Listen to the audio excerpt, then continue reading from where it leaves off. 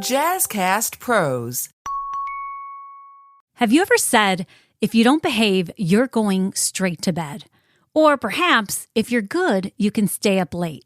If you have, you're not alone in this. Everyday phrases like these send powerful messages about sleep that can have a lasting impact. In today's episode, we're rethinking how to talk about bedtime, shifting away from sleep as a consequence or reward, and instead honoring it as an essential part of your child's growth, mental health, and lifelong relationship with it.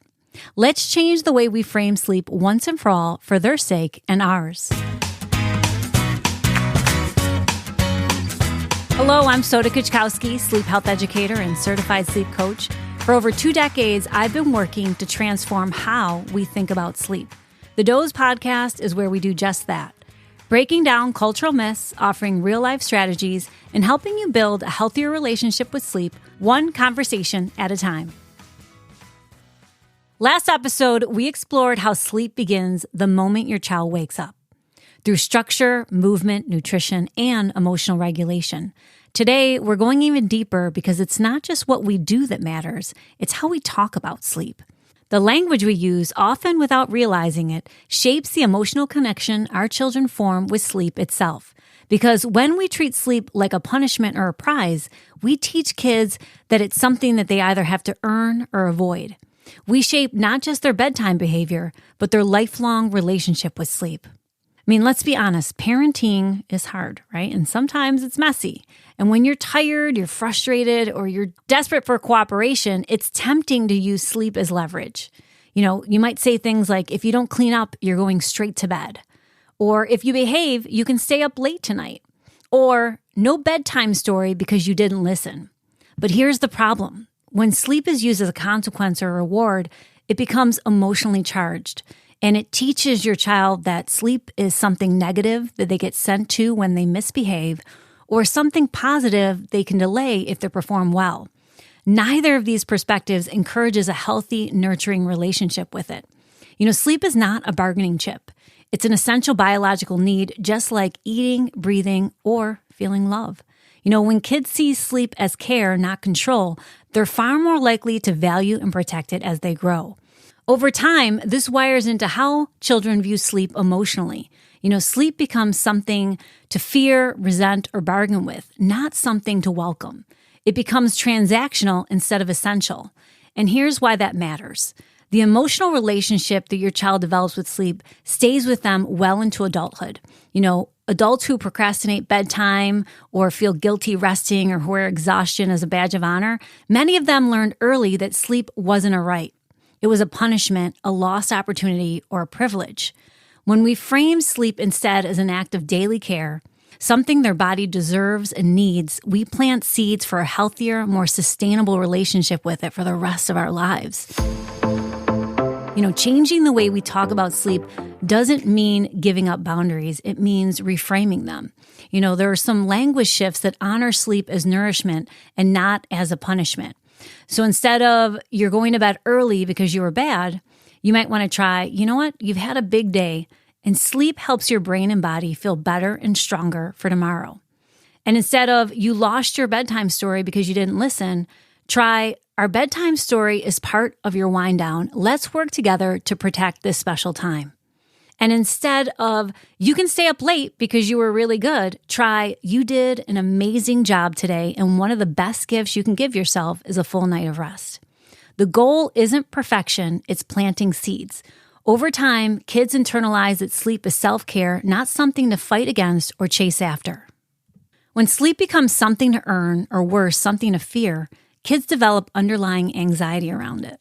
You know, children can start to think, good kids get to stay up, bad kids have to go to sleep. Or if I go to sleep, I'm missing out.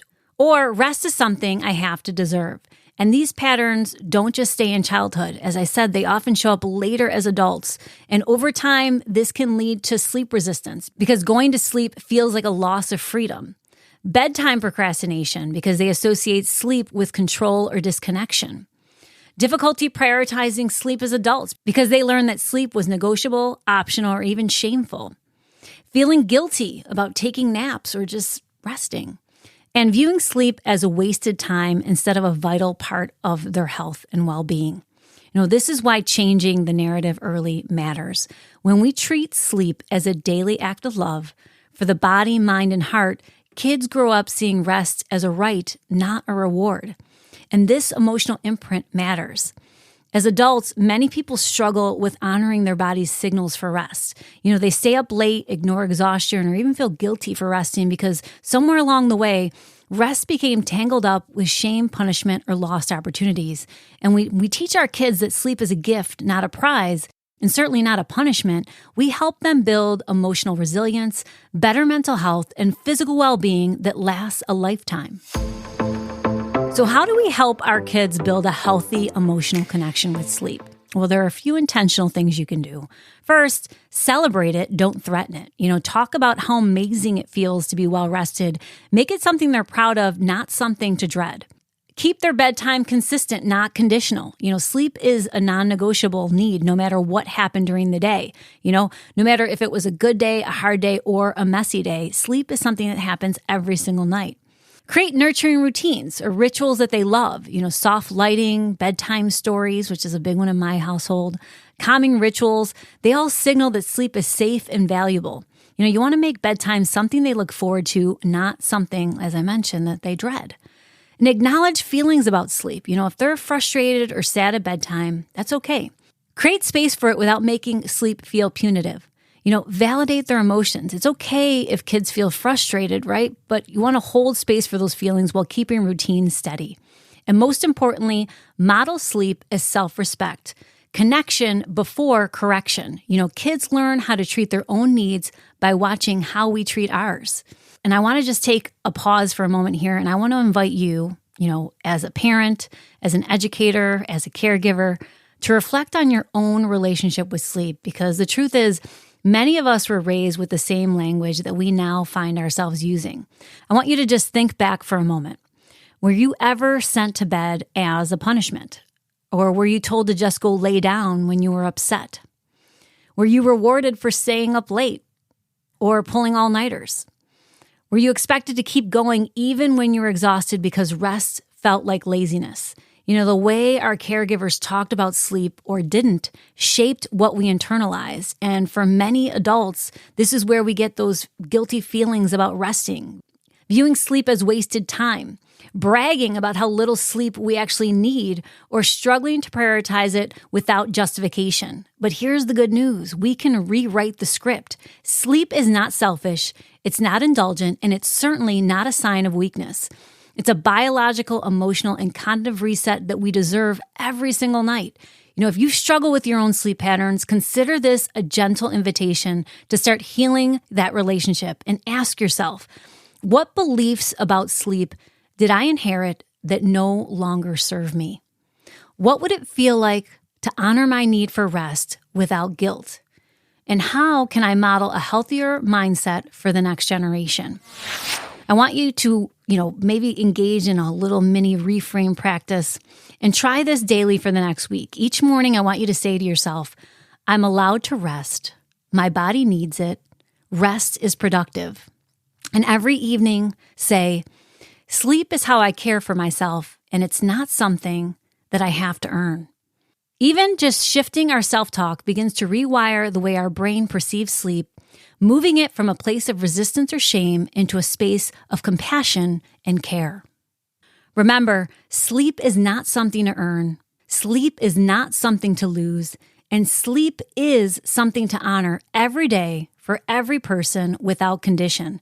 When we honor that truth with our words and our actions, we teach our kids to protect their rest, to trust their bodies, and grow into resilient, well-rested adults. If this episode made you think differently about how you talk about sleep, please share it with someone else, whether it be another parent, a caregiver, or a teacher. Together, we can change the conversation and raise a generation that sees sleep as the nourishment it's meant to be. Until next time, sleep well.